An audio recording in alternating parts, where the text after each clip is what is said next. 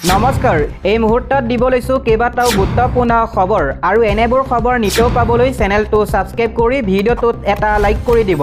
তেন্তে হক আজিৰ খবৰ কেইটা আৰম্ভ কৰো মহাবিপদত শ্যামকানু মহন্ত নিষ্ঠাৰ নাই ইতিমধ্যে শ্যামকানু মহন্ত বিৰুদ্ধে বিত্তীয় অনিয়মৰ গোচৰ ৰুজু হৈছে ইডি আয়কৰ বিভাগে তদন্ত কৰিব এই গোচৰৰ দুৰ্নীতি অনিয়মেৰে চৰকাৰী ধন খৰচ কৰা অভিযোগ উত্থাপিত হৈছে শ্যামকানু মহন্ত বিৰুদ্ধে CIDয়ে গোচৰটো হস্তান্তৰ কৰাৰ বাবে চলাইছে জুজা বহুকেইটা ধাৰা সংযোজন কৰি CIDত ৰুজু হৈছিল গোচৰ শ্যামকানুৰ ব্যৱসায় তিনি সহযোগীক খোধা পোছা CIDয়ে SITয়ে জেৰা চলালে পংকজ অধিকাৰী প্ৰীতম তালুকদাৰ লগতে কৃষাণু দাসক ইয়াৰ পাছৰ খবৰটো হৈছে যিকোনো মুহূৰ্তত গ্ৰেপ্তাৰ হ'ব পাৰে সন্দীপন গাৰ্গ জুবিন গাৰ্গৰ মৃত্যুৰ অন্যতম প্ৰত্যক্ষদৰ্শী আছিল সন্দীপন ফাষ্ট ট্ৰেকত চলি আছে SITৰ তদন্ত প্ৰক্ৰিয়া কোনো খাৰি যাব নোৱাৰিব ছিংগাপুৰৰ ঘটনাৰ অন্যতম প্ৰত্যক্ষদৰ্শী APS সন্দীপন জুবিন গাৰ্গৰ মৃত্যুৰ সময়তো কাষতে আছিল সন্দীপন গাৰ্গ ইয়ত পাৰ্টি সময়তো ছিংগাপুৰত সন্দীপন গাৰ্গ উপস্থিত আছিল ইতিমধ্যে সন্দীপনক মাৰাথন জেৰা চলাই আছে SITৰ দলে জুবিন গাৰ্গৰ সৈতে একেলগে সাঁতুৰি আছিল সন্দীপনে ইতিমধ্যে সন্দীপনৰ বাহিৰে আটাইকেইজনকে গ্ৰেপ্তাৰ কৰিছে CIDয়ে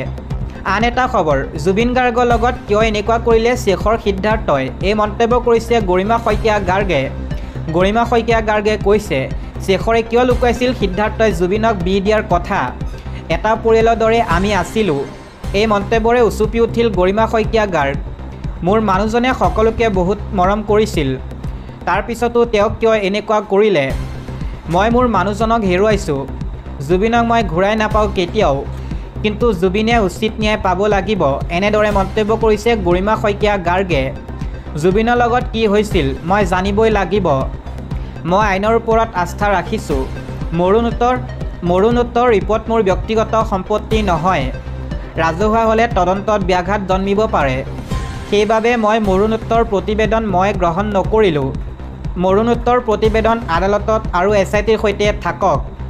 জুবিন গাৰ্গক ন্যায় দিয়ক দুখীয়ে কঠোৰতকৈ কঠোৰ শাস্তি পাব লাগিব এই মন্তব্য কৰিছে জুবিন গাৰ্গৰ পত্নী গৰিমা শইকীয়া গাৰ্গে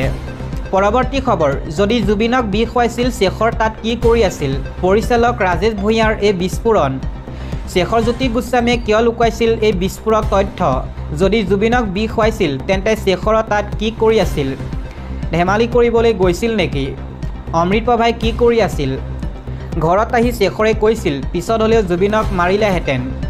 ইমান যদি জানিছিল আগতে তেন্তে নকলে কিয়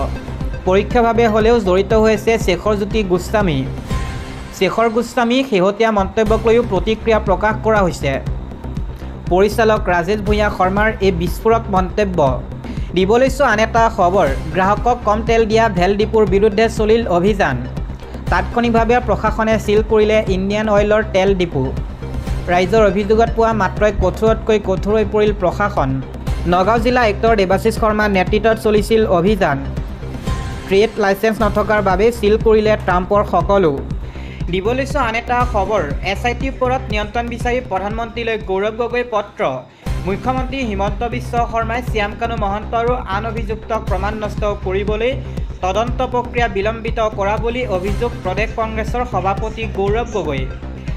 জুবিন গাৰ্গৰ মৃত্যুৰ বিশেষ তদন্তকাৰী গোট SITৰ ওপৰত প্ৰধানমন্ত্ৰীৰ কাৰ্যালয়ৰ তদাৰকী বিচাৰিলে গৌৰৱ গগৈয়ে লগতে মুখ্যমন্ত্ৰী হিমন্ত বিশ্ব শৰ্মাই শ্যামকানু মহন্ত আৰু আন অভিযুক্তক প্ৰমাণ নষ্ট কৰিবলৈ তদন্ত প্ৰক্ৰিয়া বিলম্বিত কৰা বুলি প্ৰধানমন্ত্ৰীক অভিযোগ কৰিছে প্ৰদেশ কংগ্ৰেছৰ সভাপতি গৌৰৱ গগৈয়ে অসমৰ হিয়াৰামঠু আৰু সাংস্কৃতিক মহানায়ক জুবিন গাৰ্গৰ ছিংগাপুৰত আকস্মিক মৃত্যুৰ দ্ৰুত ৰহস্য ভেদ কৰিবলৈ লোকসভা বিৰোধী উপদলপতি আৰু যোৰহাটৰ সাংসদ গৌৰৱ গগৈয়ে প্ৰধানমন্ত্ৰী নৰেন্দ্ৰ মোদীলৈ মঙলবাৰে এক পত্ৰ প্ৰেৰণ কৰিছে জুবিন গাৰ্গৰ মৃত্যুৰ তদন্ত প্ৰক্ৰিয়াত বিলম্ব আৰু হেমাহি ঘটোৱাৰ অভিযোগৰ লগতে আৰু ৰাজ্য চৰকাৰে অভিযুক্তসকলৰ প্ৰতি শিথিলতা প্ৰদান কৰা বিষয়ে পত্ৰযোগে অভিযোগ কৰিছে মোদীৰ ওচৰত প্ৰধানমন্ত্ৰীলৈ গৌৰৱ গগৈৰ মূল দাবীসমূহ প্ৰধানমন্ত্ৰীৰ প্ৰতি গৌৰৱ গগৈয়ে দুটা মূল দাবী উত্থাপন কৰিছে তাৰে প্ৰথমটো দাবী হৈছে জুবিন গাৰ্গৰ মৃত্যুৰ এক SIT তদন্ত প্ৰক্ৰিয়া প্ৰধানমন্ত্ৰী কাৰ্যালয়ৰ অধীনত পৰ্যবেক্ষণ কৰা আৰু পুনৰীক্ষণ কৰা। দ্বিতীয়তে জুবিন গাৰ্গ ন্যায়ৰ বাবে মাত মতা নাগৰিক সমাজ, শান্তিপূৰ্ণ প্ৰতিবাদকাৰী আৰু পৰিয়ালৰ সদস্যসকলক সুৰক্ষা প্ৰদান কৰা। গৌৰৱ গগৈয়ে প্ৰধানমন্ত্ৰীৰ প্ৰতি পত্ৰখনত উল্লেখ কৰিছে, অহা 19 ছেপ্টেম্বৰ 2025 তাৰিখে ছিংগাপুৰৰ জুবিন গাৰ্গৰ মৃত্যুৰ কাৰণ অনিশ্চিত আৰু সম্মৰ্তত আছিল। তেওঁ অসম আৰু পূৰ্বাঞ্চলৰ লক্ষ লক্ষ মানুহৰ প্ৰিয় মহানায়ক, যি প্ৰজন্মৰ প্ৰেৰণাৰ উৎস আছিল। যদিও এক বিশেষ তদন্তকাৰী দল SIT গঠন কৰা হৈছে, কিন্তু অসমৰ মুখ্যমন্ত্ৰীয়ে প্ৰধান অভিযুক্ত ইভেণ্ট সংগঠক শ্যামকানু মহন্তৰ মেনেজাৰ সিদ্ধাৰ্থ শৰ্মাক 6 অক্টোবৰ 2025 তাৰিখৰ ভিতৰত CIDৰ কাৰ্যালয়ত উপস্থিত হোৱাৰ জাননী দিছে। প্ৰধানমন্ত্ৰীলৈ দিয়া পত্ৰখনত গৌৰৱ গগৈয়ে উল্লেখ কৰিছে যে শ্যামকানু মহন্তৰ দ্বাৰা আয়োজন কৰা নৰ্থ ইষ্ট ইণ্ডিয়া ফেষ্টিভেলে ভাৰত চৰকাৰৰ ডোনাৰ মন্ত্ৰণালয় আৰু পৰ্যটন মন্ত্ৰণালয়ৰ পৰা বৃহৎ পৰিমাণে অনুদান লাভ কৰে আৰু শেহতীয়া বৰ্ষসমূহত ভালেমান কেন্দ্ৰীয় মন্ত্ৰীয়ে অংশগ্ৰহণ কৰিছিল। তদুপৰি অভিযুক্ত সিদ্ধাৰ্থ শৰ্মাই ভাৰতীয় জনতা পাৰ্টি যুৱ মৰ্চাৰ সাংস্কৃতিক বিভাগৰ সহপ্ৰধান হিচাপে কাৰ্যনিৰ্বাহ কৰিছিল। গৌৰৱ গগৈয়ে লগতে অভিযোগ কৰিছে যে অভিযুক্তসকলক ততালিকে গ্ৰেপ্তাৰ নকৰি মুখ্যমন্ত্ৰীয়ে অনৰ্থকভাৱে শিথিলতা প্ৰদান কৰি তেওঁলোকক প্ৰমাণ নষ্ট কৰিবৰ বাবে সুযোগ প্ৰদান কৰিছে। পত্ৰখনত উল্লেখ কৰা হৈছে যে জুবিন গাৰ্গৰ ন্যায়ৰ বাবে অসমৰ বিভিন্ন ঠাইত অগণন গুণমুগ্ধই শান্তিপূৰ্ণভাৱে দাবী জনাইছে আৰু বহুতো গোচৰ দাখিল কৰা হৈছে। কিন্তু মুখ্যমন্ত্ৰীয়ে এই শান্তিপূৰ্ণ দাবীক নেপালৰ সাম্প্ৰতিক ঘটনাৰ সৈতে তুলনা কৰি বিতৰ্কৰ সূচনা কৰিছে। তদুপৰি অভিযুক্তসকলক গ্ৰেপ্তাৰ নকৰি জুবিন গাৰ্গৰ বাবে শান্তিপূৰ্ণ ন্যায় দাবী আৰু ব্যক্তিক গ্ৰেপ্তাৰ কৰিছে, যাৰ ভিতৰত দুজনক ৰাষ্ট্ৰীয় নিৰাপত্তা আইনৰ অধীনত গোচৰ তৰা হৈছে আৰু আন প্ৰতিবাদকাৰীসকলক ভাবুকি দিয়া হৈছে। দিব লৈছোঁ আন এটা খবৰ। 2026 চনৰ মাৰ্চ মাহত ভাৰতত নিক্ষেপ হ'ব মাওবাদ, এই ঘোষণা কৰিছে কেন্দ্ৰীয় গৃহমন্ত্ৰী অমিত শ্বাহে।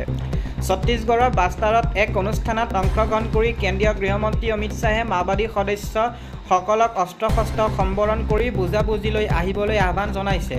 অমিত শ্বাহে কয়, মই সকলো জনজাতীয় ভাই ভনীক ক'ব বিচাৰোঁ যে আপোনালোকে আপোনালোকৰ অঞ্চলৰ যুৱক যুৱতীসকলক অস্ত্ৰ-শস্ত্ৰ এৰি শান্তিৰ পথলৈ আহিবলৈ কওক। তেওঁলোকে অস্ত্ৰ এৰি মূল সুঁতিলৈ আহক আৰু আমাৰ উন্নয়নৰ যাত্ৰাৰ অংশীদাৰ হওক। গৃহমন্ত্ৰীগৰাকীয়ে লগতে কয়, মই আকৌ এবাৰ স্পষ্টকৈ ক'ব বিচাৰোঁ যে নক্সাল আন্দোলনৰ দ্বাৰা প্ৰভাৱিত অঞ্চলসমূহৰ উন্নয়নৰ বাবে আমি অংগীকাৰবদ্ধ, গতিকে ইয়াত অন্য আলোচনাৰ প্ৰশ্নই নুঠে। অমিত শ্বাহে কয় যে আপোনালোকে হাতত অস্ত্ৰ তুলি শান্তি বিঘ্নিত কৰিবলৈ চেষ্টা কৰে, তেন্তে আমাৰ সশস্ত্ৰ বাহিনী CRPF আৰু ছত্তীশগড় আৰক্ষীয়ে ইয়াৰ প্ৰত্যুত্তৰ দিব। অমিত শ্বাহে শেষত কয়, 2026 চনৰ 31 মাৰ্চ হৈছে এই দেশৰ ভূমিৰ পৰা নক্সালবাদক বিদায় দিয়াৰ নিৰ্দিষ্ট তাৰিখ।